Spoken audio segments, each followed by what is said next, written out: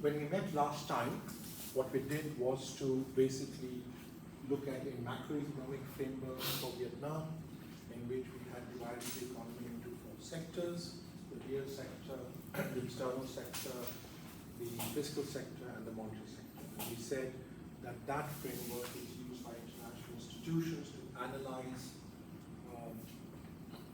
economies, Vietnam and all of the other member countries, and it provides a useful framework for thinking about the interrelationship, what is happening within each sector, and what is happening across sectors and the linkages across those sectors. Today I want to move on to the issue of thinking about, remember we said that an economy does not grow smoothly. There are times when the economy is growing very fast, where it's performing, where it's producing output above potential, and there are times that the economy is producing below potential. So we are going to first look at output as growing over time, but the economy sometimes has an output gap, which may be a positive output gap, or it may be a negative output gap. Basically, what we want to get to by the end of the day is to have a good sense of how output is performing in the economy and how inflation is doing in the economy, because these are two important concerns for policymakers. So when you start working at an organization which is thinking about what to do in terms of monetary policy and fiscal policy, you first want to know where the economy is. Is the economy above potential, below potential? If the economy is above potential, you need to slow the economy down, because the economy performing above potential over extended periods of time can lead to inflation. So there is, in that sense, a trade-off between output and inflation, and some of that stuff that you've seen in some of the other courses as well. So I'm going to use a very, very simple Excel-based framework in which we will start thinking about output, potential output, and we will look at it from the demand side and from the supply side. So we're not going to do major complicated dynamic ESG modeling, which you can do as part of whatever else you want to do. We'll just look at it just to sort of fix some ideas and concepts. You can get more and more sophisticated about how you estimate potential output, because it's something that we don't see. We see actual output, but knowing where the economy could be is quite hard. And it all depends upon what kind of tools you use to estimate potential output from actual data that you see. So we'll see how we can use some simple tools, simple ideas to think about potential output, to essentially say, is the economy producing above potential or below potential? And most of the techniques that I use for finding potential output are related to some kind of smoothing. Okay? And some of those smoothing techniques have sort of economic sense. Some of them, maybe they're just smoothing techniques. Okay? So let's start looking at Vietnam from that perspective. And so what I want to do is to first of all look at aggregate supply, and here we want to have some simple definitions. And after we've done those definitions, we will start thinking about how to estimate a trend for the economy in terms of its growth, and the idea of trends and cycles, the business cycle. I think some of our real business cycle models, you might have seen the idea that really the economy is always producing at the right level of output, but if you're thinking from sort of, and that cycles are in some senses optimal. Okay?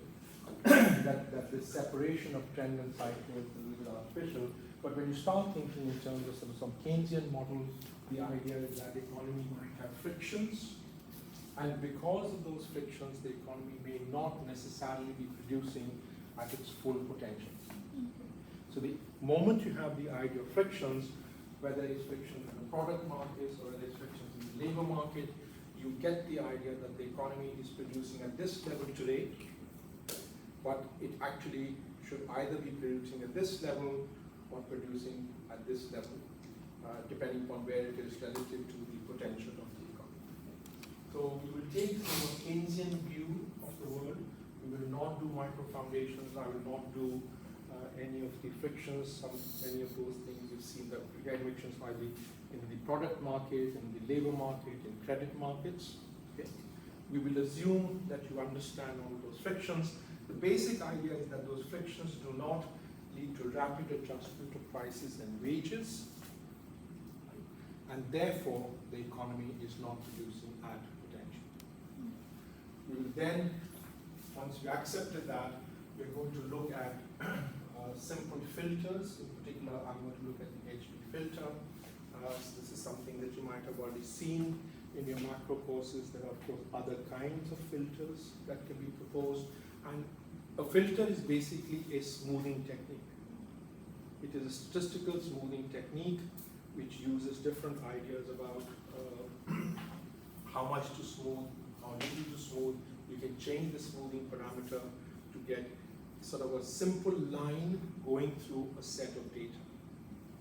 So if you have output over time, you have a time series of output, or real GDP. The question is, how do you draw a line through that? A straight line, or a curved line, or a polynomial, or some kind of a line to basically say, you know, if the economy were growing smoothly, this is where it should be. So we look at that simple idea, and we do it. We look at the idea of potential output from the perspective of filters, and then we take the production function approach to which has a little bit more of an economic content, right? Because a filter is just a smoothing technique without necessarily a whole lot of economic argumentation underneath it, economic reasoning underneath. But a production function is a very clear economic concept, where output is produced by capital and labor, and there is total factor productivity in a simple production function. So if we know the amount of capital and labor in the economy, and if we can make some estimate, in general, total factor productivity is the residual. We can't actually measure it, but we take it as the residual, or the solo residual.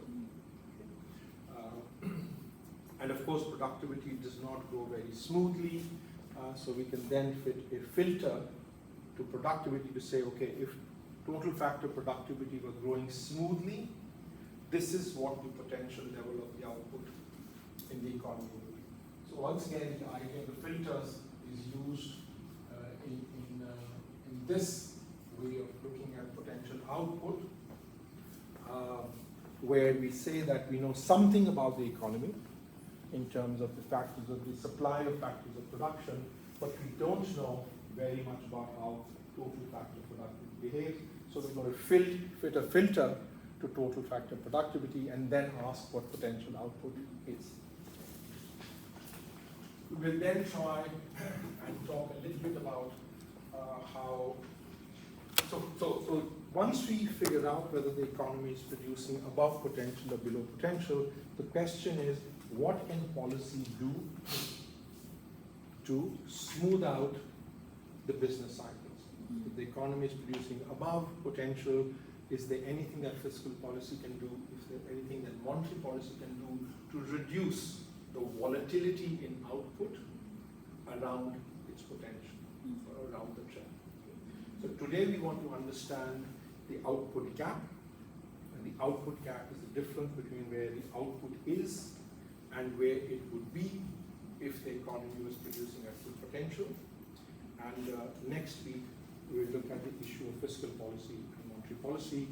Once again, simple ideas about expansionary fiscal policy, contractionary fiscal policy, when is fiscal policy expansionary? How do we define expansionary fiscal policy?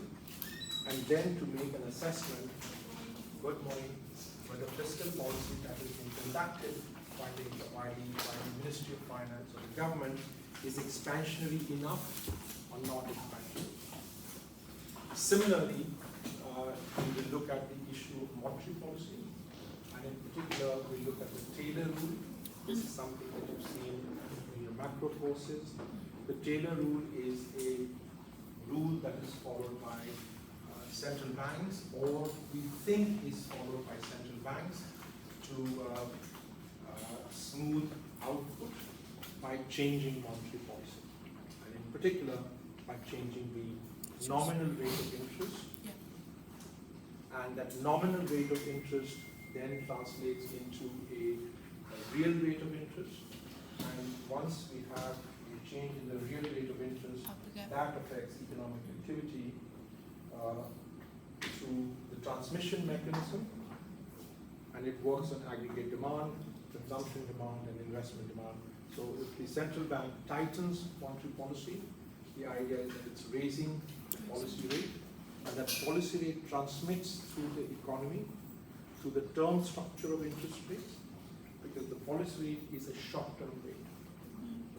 And it moves through the economy by affecting the lending rates in the economy, by making money in the economy tight, monetary conditions in the economy tighter or loose. So that's where we want to get to by next Tuesday. Sorry. But the first Sorry, because I have a stupid question about policy rate.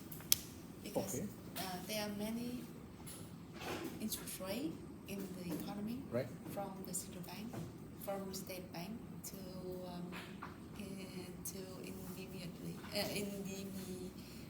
to another commercial bank. So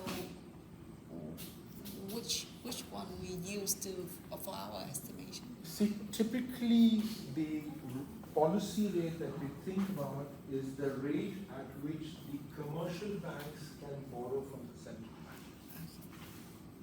That's the policy rate. The central bank does not lend to corporations in general. The relationship that the central bank has is with the commercial banks.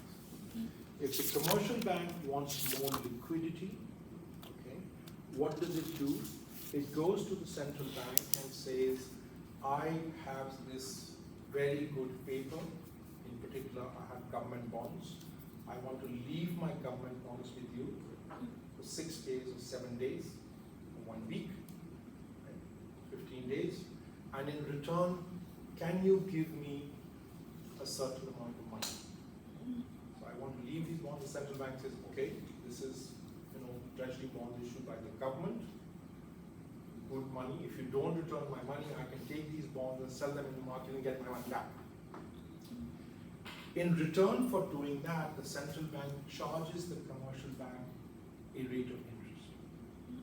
That's the central bank rate on that particular paper. Central banks have different instruments. Yeah.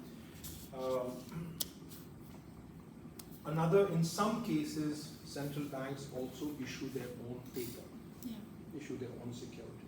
Okay. And that is an instrument for changing the amount of money supply in the economy. Yeah.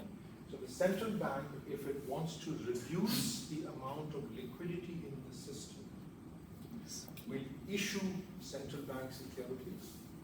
If it wants to issue more central bank securities, it has to raise the interest rate at which it issues those securities. So what happens in this kind of an operation is the central bank goes to the market and says, we have $1 trillion, $10 trillion of central bank securities that we want to issue, and we will issue them at this, but there's an auction. Okay. At the auction, the central bank says, we're going to issue 10 trillion in State Bank of Vietnam securities. Commercial banks who are interested in buying them can come. And at auction, Vietcom banks comes, ACB comes, all the other banks come, and whichever bank needs liquidity says, I want to buy this much at this interest rate. There's an auction. And the central bank has a system of deciding at what price to sell these, or as part of the auction, the interest rate gets determined. Okay. So when the central bank issues these securities, the liquidity in the system is tightened. Okay. So that's these are what are called open market operations. In other cases, the central bank can also enter the foreign exchange market. So the policy rate is one instrument of monetary policy. In economies like Vietnam or some other economies, the central bank can also enter the foreign exchange market. If the central bank buys dollars in the foreign exchange market, how can it buy dollars in the foreign exchange market? It has to give VND. When the central bank buys US dollars and it gives VND in return, the exchange rate depreciates because now there are more VND in the market compared to the number of dollars. The exchange rate depreciation has changed the relative price of two monies and changed the monetary conditions in the system. Because the supply of VND in the system has now gone up. So there are many, in the case of Singapore, for example, the target of the central bank is not the policy rate. The target of the central bank is a nominal effective exchange rate. And the central bank announces that we want a nominal effective exchange rate depreciation of such and such and such. So the Central Bank of Singapore, the Monetary Authority of Singapore, has a different target for monetary policy. And it has different instruments. So there's the issue of targets and there's the issue of instruments. But to answer your question, the policy rate that we're talking about, we're just talking very simple policy rate, is the rate at which the central bank is willing to lend to commercial banks. Yeah. If that rate increases, the demand for funds from the commercial banks will go down. Another question about foreign exchange rate stabilization. Exchange rate stabilization. Yeah, because we talk about buying dollar, buy Vietnam dollar. Buying or selling? Yeah, another role is selling. So in some day we don't have much reserve of dollar to show out. So is that the crisis? Most of the time the central bank has a certain level of reserves. Yeah. All central banks keep a stock of reserves. Yeah. It's not that the central bank will never have any dollars. Yeah, because I just concerned about currently Vietnam managed inflation targeting and exchange rate stabilization both together, but I think the regime and structure is changed, and I just wonder if they currently because the exchange rate Vietnam dollar and USD is fluctuation many during this time and the last period, and I just wonder if the reserve someday sold out because open. Things that are much more complicated that I sorry. just want to, no, I'll answer your question. But the idea is that what you're talking about is the central bank having different objectives in terms of the exchange. See, the ultimate objective of central bank is two things.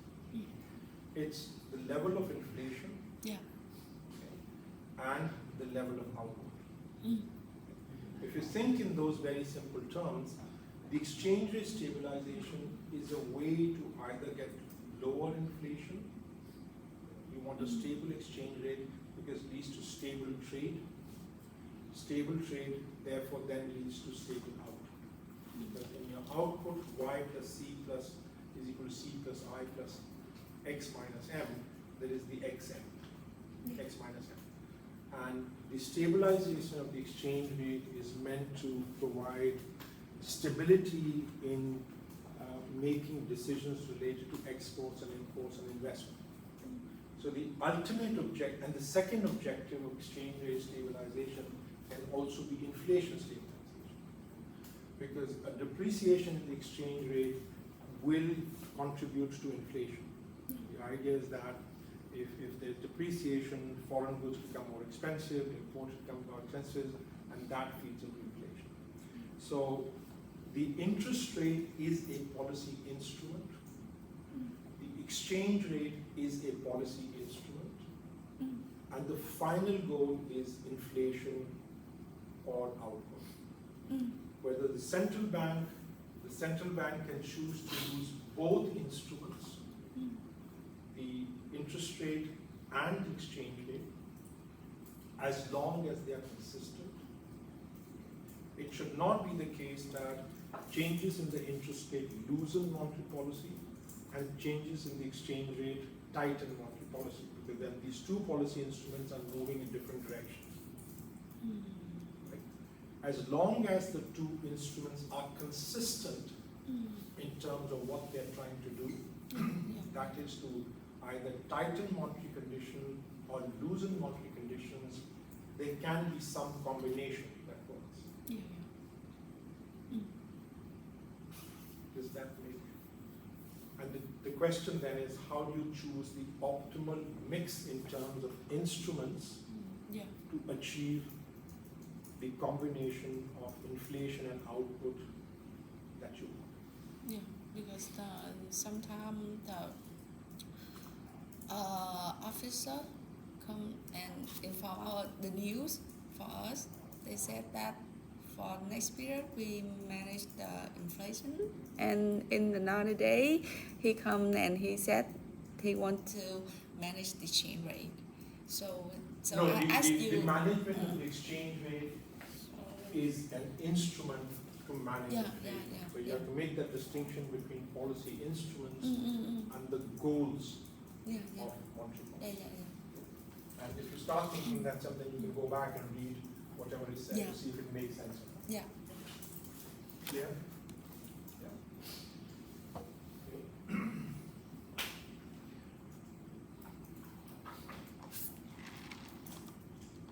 Okay.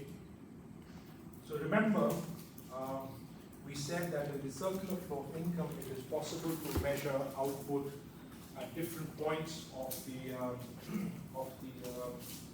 circular flow of income.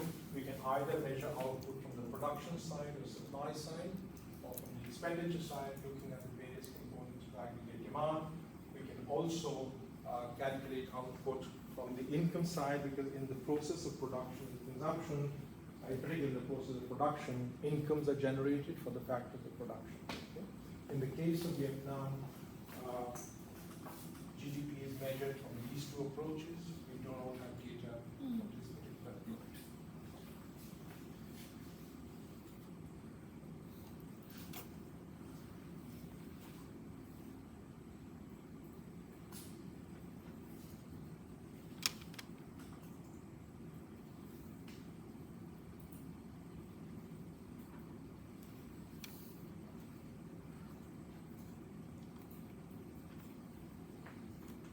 Okay, so these are the three approaches to measure GDP. And if you're measuring the same thing, it should be exactly the same. If it's a pipe that you're measuring and the size of the pipe is supposed to be the same, then measuring it at different places should give you the same number. But it turns out that when you measure GDP from the supply side, it usually does not equal the sum of these things. So there is a statistical discrepancy that's put in here, saying that we are measuring the pipe, it's this much in this place, it's a little bit small, a little bit bigger at some other place. So to make the size of the pipe exactly the same, we add a statistical discrepancy. And you'll see it in the data. We also said that nominal GDP is the market value of all goods and services produced in the economy during a given time period, and that time period can be either a year or it can be a quarter. You usually don't measure nominal GDP on a monthly basis. And in the case of Vietnam, nominal GDP is available on an annual basis, and it's also available on a quarterly basis from the supply side, but not from the demand side. We also know that prices change. Okay. So nominal GDP is the current market value. Current market value means prices of this year. But if we want to ask the question, if an economy produces 5 mangoes last year and produced 5 mangoes this year, has real output in the economy gone up? No. The same amount of real output is produced, but each mango cost 20,000 VND last year and now cost 25,000 VND this year. Did nominal GDP go up? Yes, because we valued each of those 5 mangoes at a different price. If we were to value the mangoes at the price of the previous year, the value of those mangoes would be exactly the same. Because for last year we valued the mangoes at 20,000, and this year's 5 mangoes also, if we value them at the constant base year prices, okay, then the value, then that will give you, it will take away the impact of prices and give you the real value.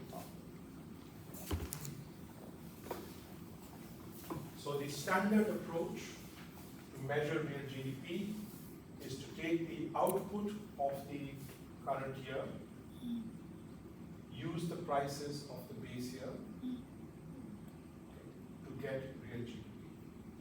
Nominal GDP will be the output of the current year multiplied by the prices of the current year. So if you're measuring nominal GDP, it will be the prices of 2017 and the quantity of 2017. Simple, straightforward.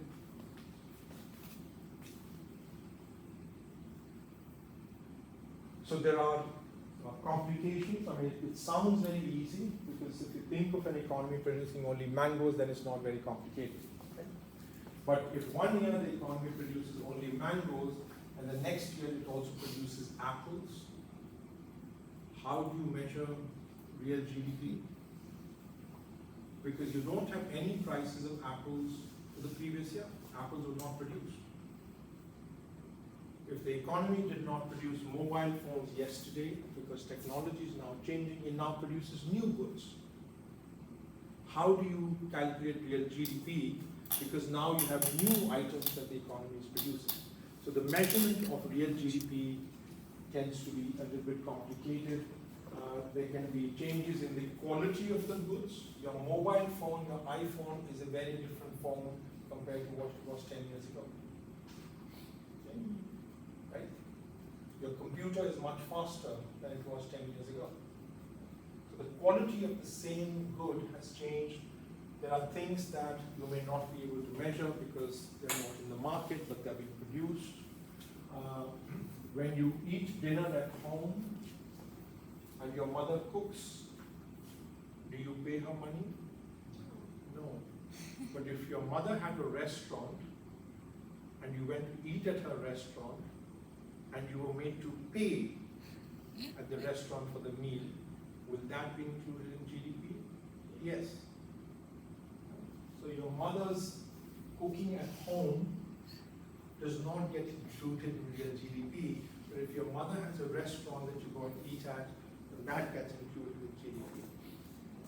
So that is not, I mean, it sounds very simple, but the computation and measurement of GDP is quite complicated, and the statistical agencies do a good job of. Okay. So we say, now of course, we said this is an economy that produces only mangoes, but if we know that real economies produce many, many other things, so we need to have an aggregate price level to be computed. Okay. And the aggregate price level is just the nominal GDP divided by the real GDP.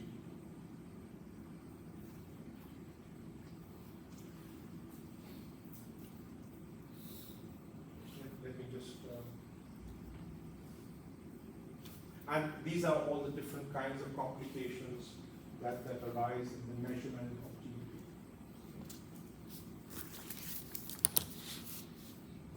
And one of the things that countries do, so if let's say when I was your age, there were no mobile phones. And I first saw a computer when I was 23 years old. I saw the first mobile phone when I was 31 years old. So no mobile phones.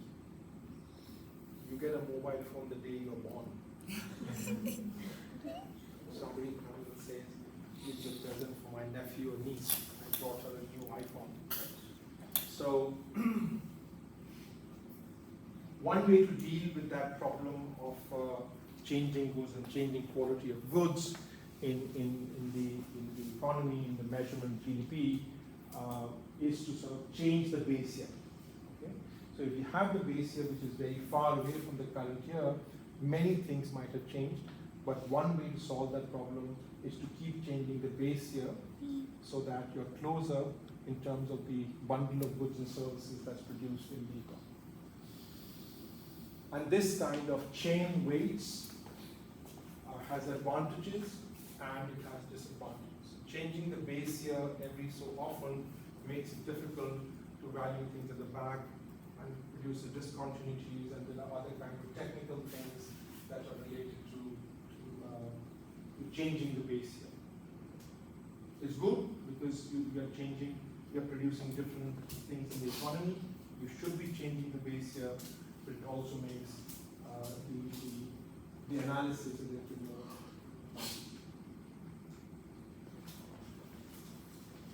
I won't go into details of the change growth rate because it's not very central to what we are going to discuss, but you just need to know that what is happening here.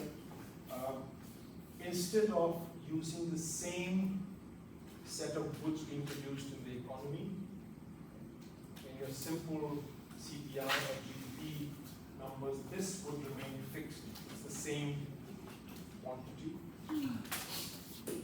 Sorry, the prices would be from base year, but in this case, you'll keep changing the base year. It's not a fixed year. So the quantities, of course, have to be changed because the amount that is used in the economy is different.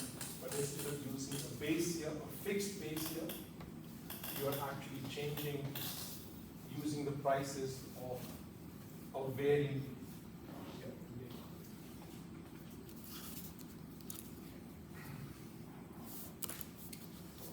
So we are going to look at aggregate supply today, and aggregate supply is very simply defined as the country's ability to produce goods and services. Aggregate demand is the demand for a country's production of goods and services, but in addition, it can be demand for goods from other countries as well, for exports and imports.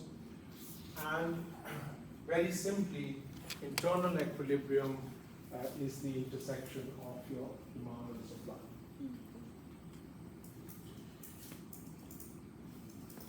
Let's start looking at, and we are going to apply all of this to Vietnam. Some simple ideas. This is what I want to do here.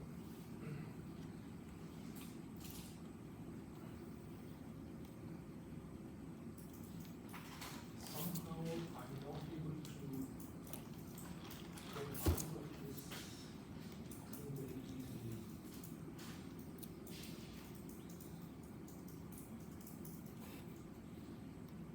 I have to keep doing this. I don't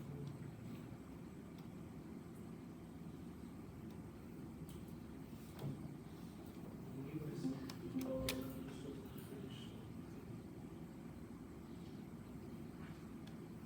Okay. Let me get out of my basic different.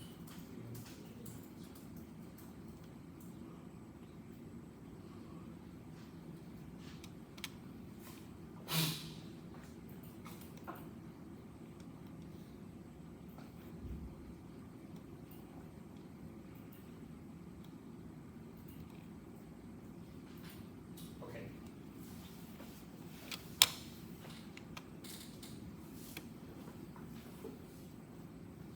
And we're going to apply many of the ideas just in terms of nominal GDP, real GDP. We'll actually look at data from the National Statistical Organization. This is something that we saw earlier as well, but we're also going to look at some of the other information that's available at the NSO.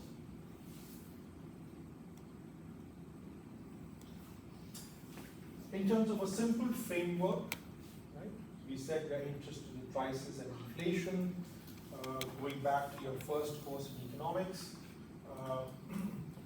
the intersection of the aggregate demand and the aggregate supply curves gives you the price level, or in more sophisticated models, level of inflation. And if the aggregate demand increases, then output in a simple Keynesian system is supposed to increase, and prices are supposed to increase. So, a very simple aggregate demand, aggregate supply framework helps us to understand that during booms, or when the economy is producing at high levels, one will tend to see higher inflation. Tend to see, it may or may not always be the case, there might be other factors. And in particular, if the increase in demand is greater than the ability of the firms to increase supply, it will push up prices.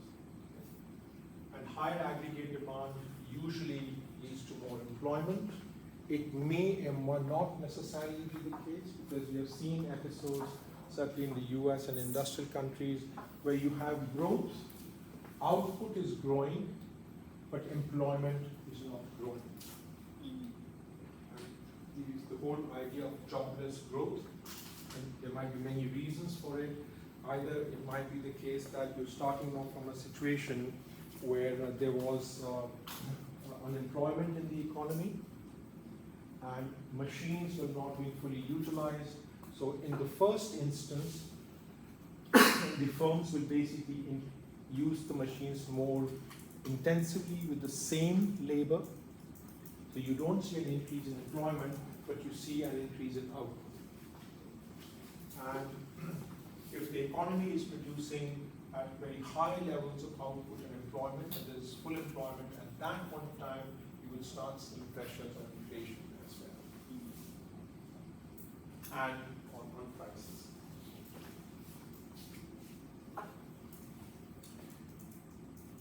Here is the simple idea that the economy is growing, but not growing smoothly.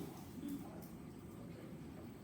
So there is a recovery, and there is a boom. The economy reaches a peak, but once the economy has reached a peak, inflation and wages, all of that is increasing.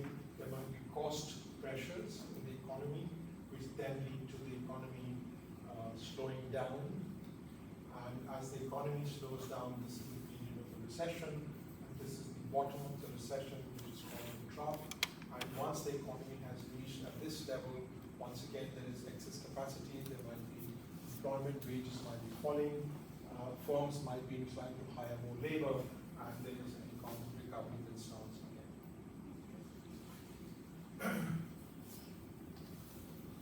Now, if the economy were growing smoothly in terms of employment and in terms of output, then one would tend to see the output in the economy along this green line.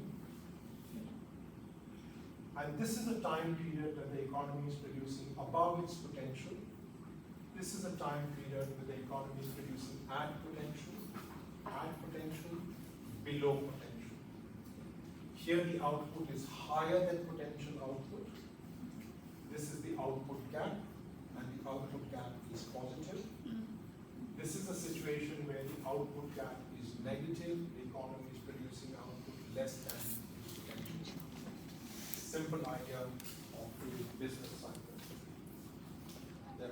The idea that there are fluctuations in economic activity over time as the economy moves along, and the economy will not necessarily always be producing at its potential level of output.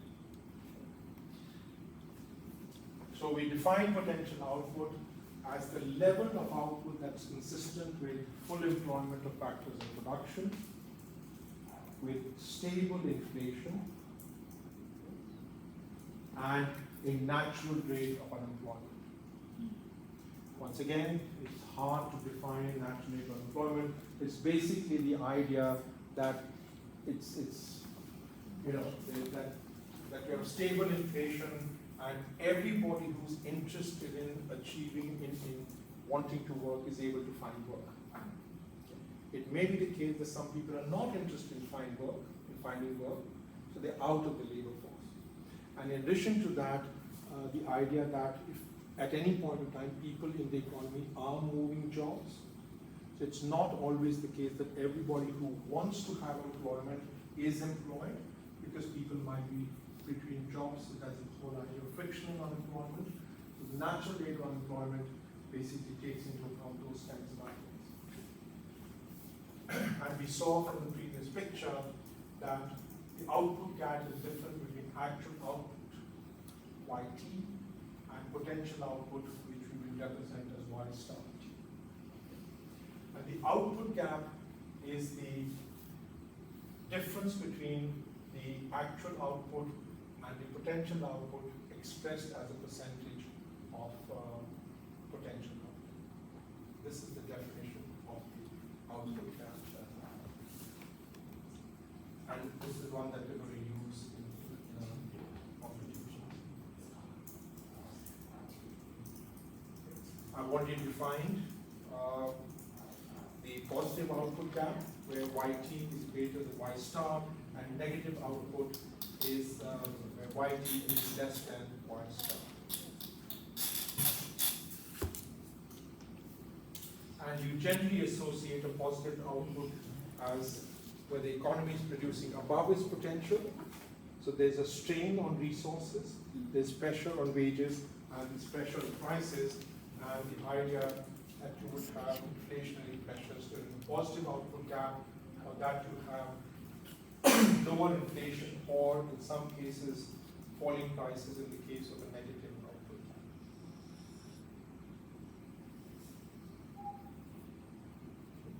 Clear? Same picture. How can we measure this potential output? As I said, we can use different kinds of filters. You've obviously seen the HB filter. Yeah. Yep. Have you seen the bandbox filters? I'm not going to show you that filter. Have you seen these other kinds of filters? Okay. So you know how to use an HB filter. And you used your HB filter using what? Stata? Stata, Python? Stata. Good. Because I'll show you how you can use the HB filter in Excel file, and if you are not able to use the HB filter on your computer, you can always calculate it from Stata and put it into your Excel file. Okay, so we have that option. I mean, I get my HB filter from eViews usually, but I'm going to use the Excel version of the filter. Then there are other kinds of approaches. So this is sort of a statistical technique. Remember the HB filter, you don't have to say anything about employment, output. You just take the output series and run a smoothing sort of a algorithm through it, and gives you the HB. And depending on the frequency of your data, you use a different smoothing parameter. Okay? For quarterly data, what is the smoothing number you use? You don't know. 1600, I think, is for quarterly data.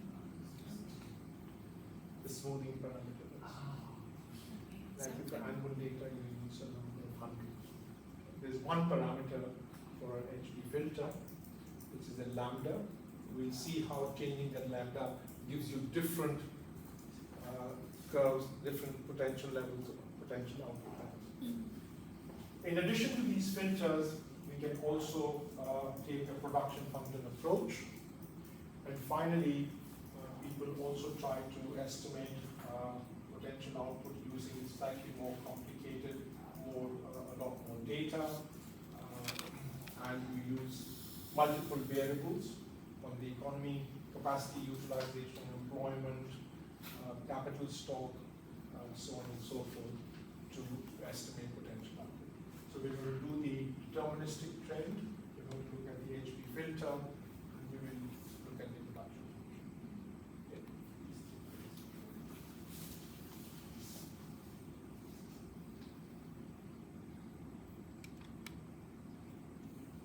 And once we have these estimates of potential output, how are we going to use them? The first thing that, as we already said, once we have an estimated potential output, and we obviously have actual output, the first question we ask is the economy producing at potential output, or is it producing above potential output, or is it producing below potential output? If the economy is producing above potential output, it is probably in a boom kind of a situation. One would expect it to be associated with wage and price pressures. If there are wage and price pressures, the economy is overheating. If the economy is overheating, you as a policymaker want to cool down the economy, and you want to have tighter fiscal and monetary policy, because we know from our principles in economics course that tighter monetary and fiscal policy can cool down the economy, okay? And cooling down the economy would bring down these wage and price pressures. If the economy is the second, and conversely, if aggregate demand is below potential, this could lead to either falling wages or low growth in wages, whatever, and either deflation or very low inflation compared to what you would like, and it would call for easing of fiscal and or monetary policy. So in terms of a short-term macroeconomic stabilization, which is what we are really going to be concerned about,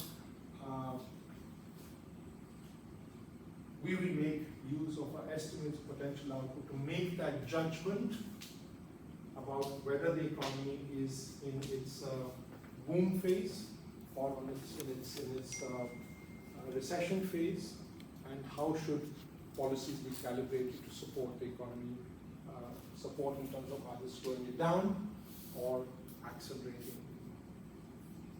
A second use that is made of potential output estimates is to ask the question, is the economy, can the economy grow faster? Okay. If potential output growth is slow, it means that standards of living are rising slowly. What can economic policies or policies of the government do to produce a better utilization of the resources so that growth can be higher, or that there is faster accumulation of capital? So what reforms can be undertaken? And these reforms can be in the fiscal sector, these reforms can be in the monetary sector. Easing the regulation on banks, for example, would be an example of structural reform. Improving tax administration so that it's easier for businesses to conduct their operation would be an example of structural reform in the monetary and fiscal sectors. Trade reforms so that the economy can have better interactions with the rest of the world. The ease with which things can come in, reducing the cost of doing business, reducing regulation. If you can get a license in 10 days instead of a license in 1 year, you can start a business faster. How we can how we can manage? We can see what they do for the economy for that. There are many studies. Data. There are studies that have been conducted at the IMF which look at European countries. I can give you the names of some of those studies where they list the kind of structural reforms that are or can be undertaken and what the impact and output of those kinds of reforms can be. I can find some studies. That is not something that we will think about a whole lot, because we are really thinking about stabilization policy here. We'll be concerned about sort of short-term economic management, but there are studies. In particular, IMF and other places, the OECD does a lot of studies on structural reforms in OECD countries. So those are two places, but I can find some much better.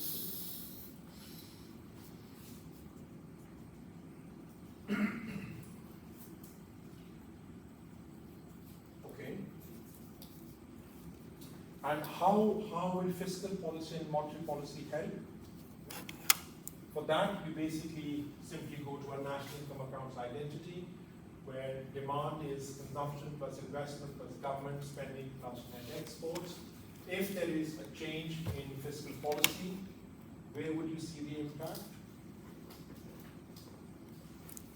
You will see the impact here. You might also see the impact here.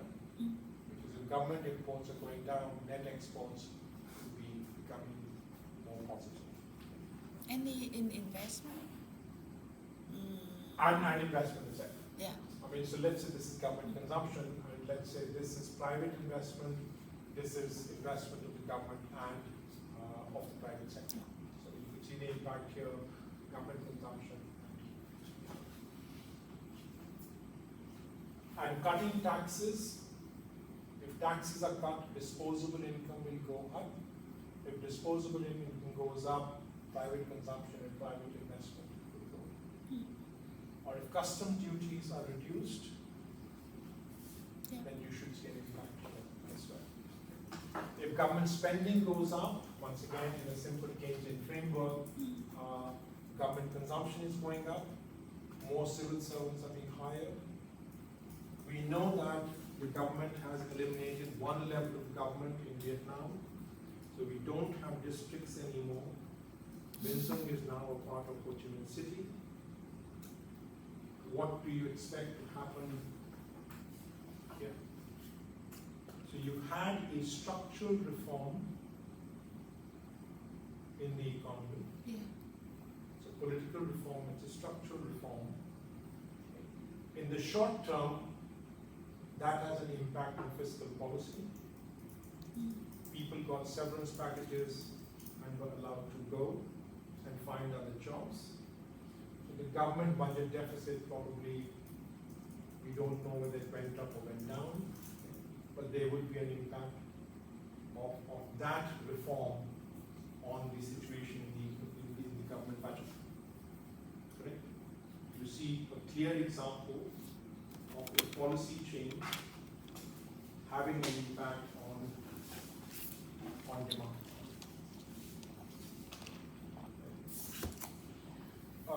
Similarly, changes in monetary policy, changes in interest rates can influence consumption and investment. And if consumption and investment are different, then the level of GDP will be different. And again, as we said, if the central bank is working on the exchange rate, that will have an impact on exports. So monetary and fiscal policy has an impact on aggregate demand and on where the economy is. If the economy is producing above potential, then the central bank and the Ministry of Finance of the government as a whole have instruments, we believe, to affect the level of output in the economy and bring it back to what might be a more sustainable. So let's first look at a deterministic trend. How do you estimate a deterministic trend? Deterministic trend is just a function of time. So if we have output, you can just use a simple OLS regression.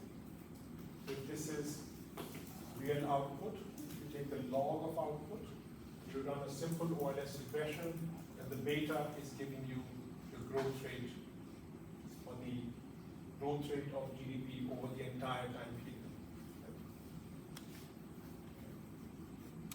And that time trend is what we can call the potential output.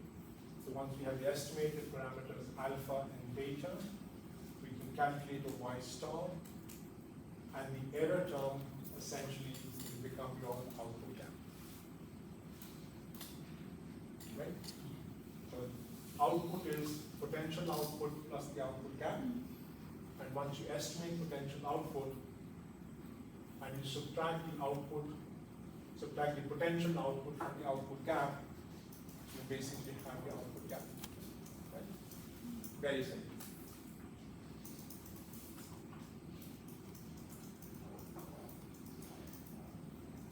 This is your famous HP filter. The HP filter is basically minimizing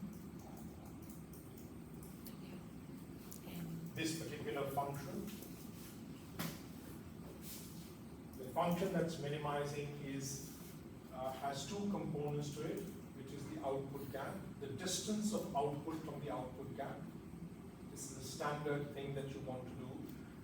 The trend should be such that the actual output should not be too far away. The distance should not be too far away.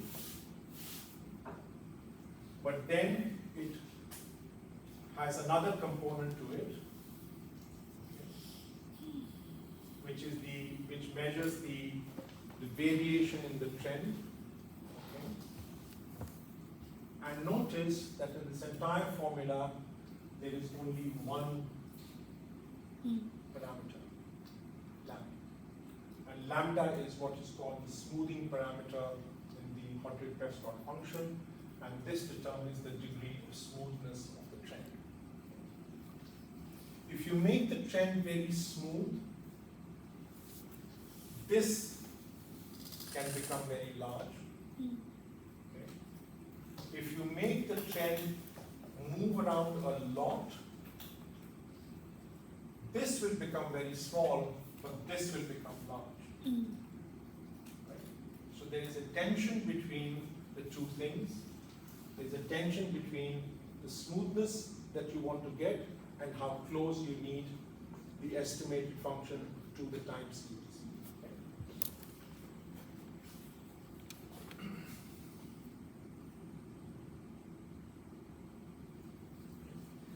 By convention, you want to use the lambda value of 1600 for quarterly data, and you want to use a value of 100 for annual data. And this rule was basically set up by Hodrick and Prescott using data for the US. It may be the case that for other economies you might have different optimal lambdas, but by and large people tend to use this. And you can change this parameter and you will get different values of the potential output for the time series. And we'll see that how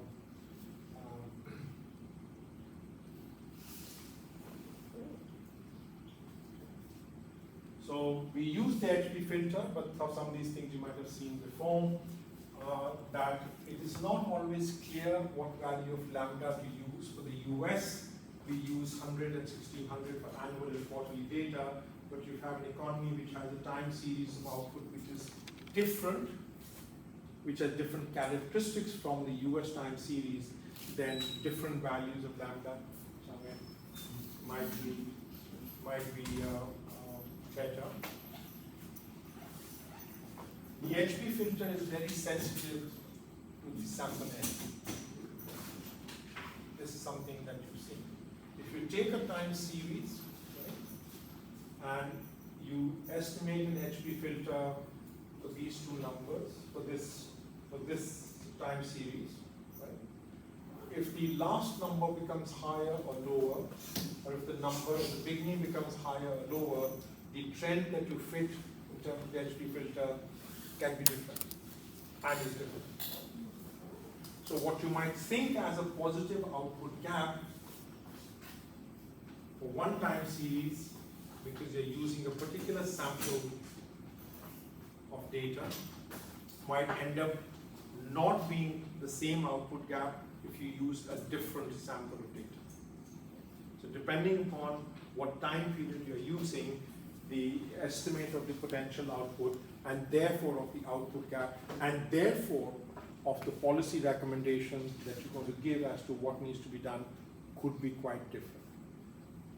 So you have to be mindful of that.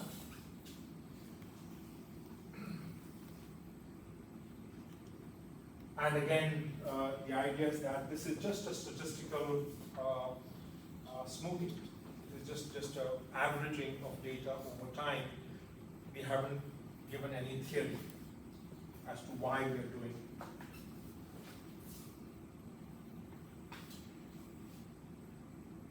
So you can actually get data for the US from the Bureau of Economic Statistics. And if you click on that link, it will actually take you to the website of the Bureau of Economic Analysis.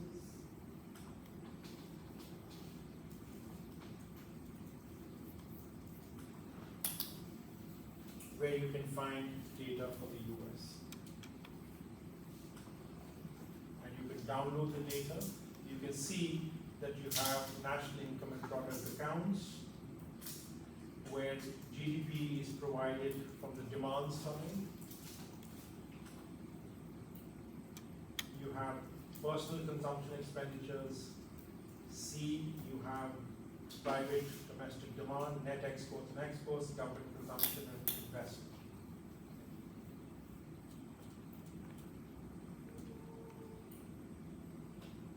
Clear?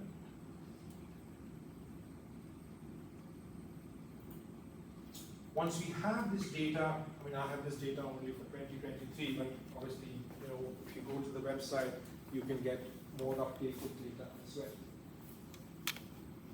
The first thing that we want, and this is annual data, is annual data over a very long time period. Okay. What is this huge decline in output?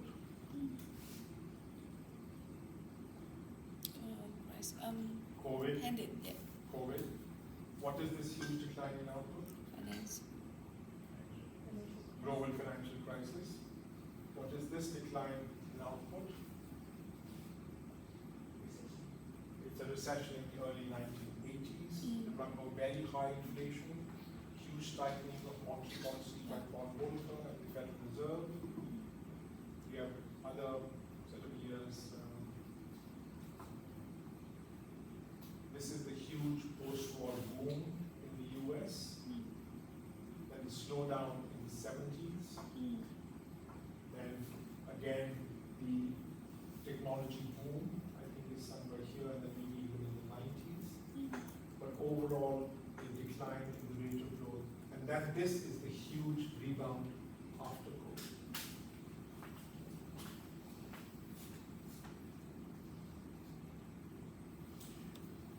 Once you apply a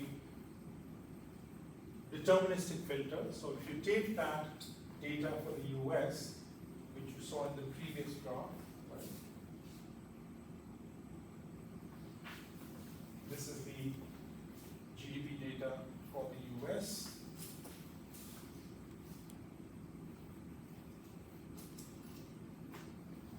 Okay. And you take the log of the output. If you take the log of the US GDP data, you estimate a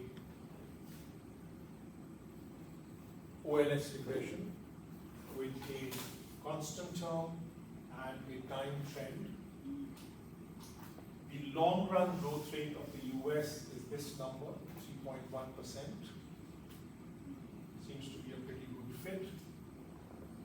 And when you take that and find the exponent of that and fit it to the US data, you get the red line, which sort of looks like potential output, right? Yeah. It's a smoothed line which is running through US GDP data. In some places, actual output is below this line. We can think of that as periods of recession. There's a long period where output is above this line. Then there's a long period where the output is below this line.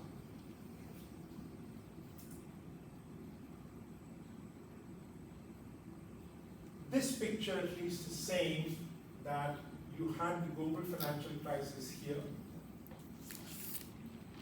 and you had COVID here, that by 2023, which is the last year for which we have data, the economy had still not fully recovered to its potential level of output. Do you believe that?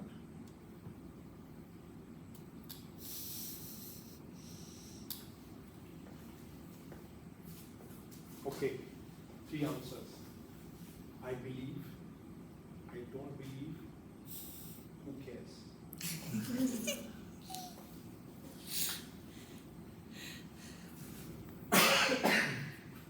So here we have a sort of an estimate of the potential output, and we are asking ourselves, do we really believe this estimate of potential output that we have calculated?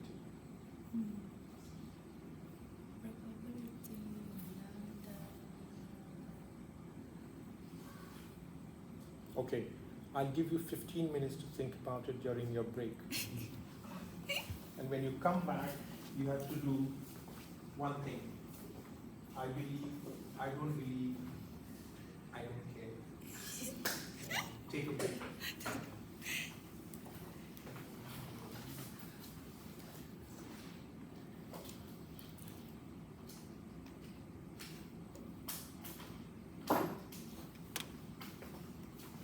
Come back in what? 10 minutes? 15 minutes?